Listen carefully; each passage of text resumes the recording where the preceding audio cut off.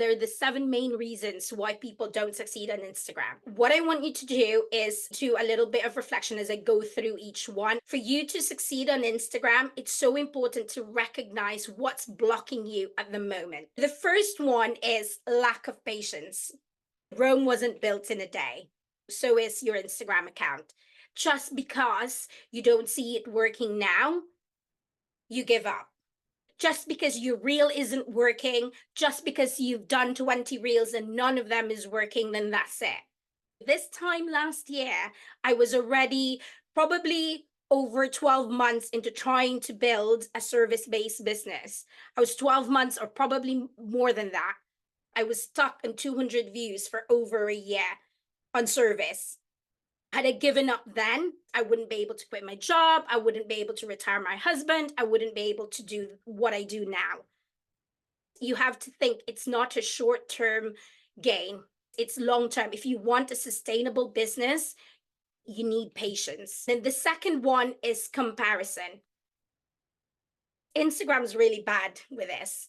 And I even up to this day, I still sometimes feel that I'm comparing myself to someone. She has more followers or she has better offers. Do you find yourself sometimes you look on Instagram, you're like, I don't want to post this reel because it's not as good as that person, or you have all of these thoughts in your head that my product isn't good enough. But what you don't know, that person who's standing in the stage, you don't know whether she'd spent 12 years trying to master that. I know we all know this. I know this, but I still feel it at times. I still feel it. But you know what I do? I recognize it, I feel it, and then I move on. I have to remember that she's probably on chapter 60 and I'm still in my chapter 5. I don't follow a lot of people in my space because I don't want to compare myself to them. I want to just focus because I will always find someone better, someone doing better things than me. What I do is I focus on my current audience and what do I need to do to help them.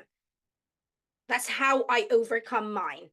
When we get to that, we just need to acknowledge it and then find a coping mechanism. And then this one is so common, perfectionism. Have you heard of the phrase better done than perfect? I really lived by that because the reel that had gotten me like 200,000 followers was from a reel that I didn't even want to post. I just got back from holiday at that time. There was laundry in the kitchen. I was like, I have no time to post on Instagram right now. But I'm like, okay, I'm just gonna, because I made a commitment that I'm gonna post once a day. Let me just do it very quickly. And little did I know that reel was the one that had gotten me so many followers. No Instagram guru, no Instagram strategist can tell you what you need to post exactly to get you so many followers. It's all about posting it. You post it, but obviously, as I mentioned early on, with intentionality. There's no such thing as perfect content because you will probably spend so long trying to create a reel. When you post it, you've got 5 views. But then when you just quickly put together a reel for a minute, and that's the one that did really well. You need to find a balance of, for me, I say if it's 70%, fine, it's got to go. Find that for you. You just have to post it. My lighting was very bad. I didn't have great lighting when I started. I didn't have like all the cameras. I just did it on my phone. And I'm like, content just needs to go out. The comparison thing, I look at all other accounts and thinking they have a proper video camera, they've got all of this. But you know what? I grew my account just using my phone. And just no one edits my content but me. If you get past that perfectionism, I know it's easier said than done, but that really could be a game changer for you.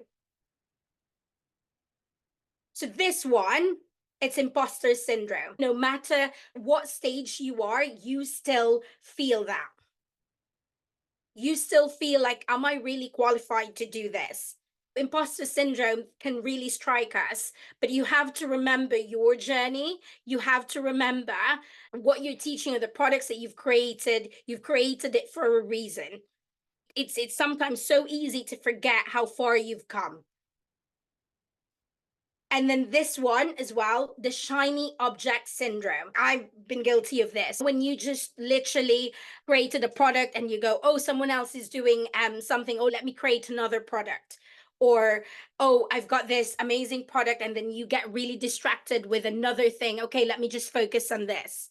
It's so important to just laser focus. There's so many things I want to teach, but I just have to make sure that I don't get too distracted and I want to master one thing first before I move on. I could have easily as well do Instagram and TikTok. I've grown a TikTok account, but I have to focus on one thing, and it's hard sometimes. You forget your expertise because you're like, oh, someone's trying to do something. Let me try and do that. That sounds exciting.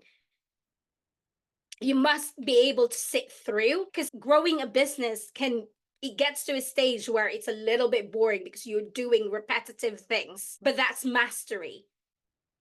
And then the fear of failure.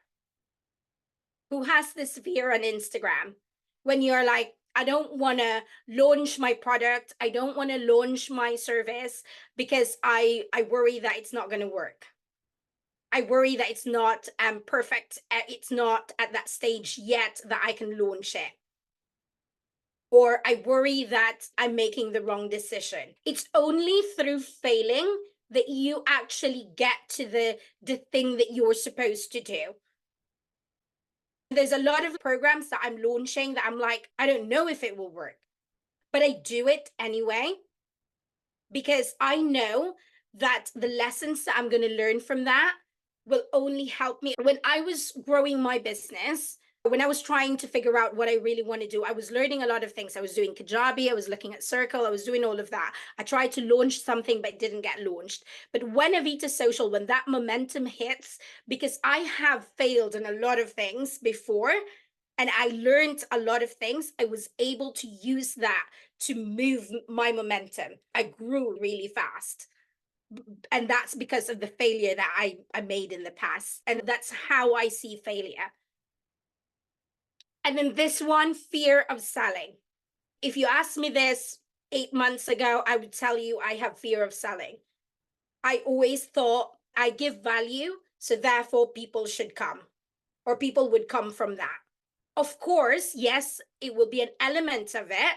But if you're not actively selling, the way I see selling to the right people, to your community and to your tribe, you are providing service.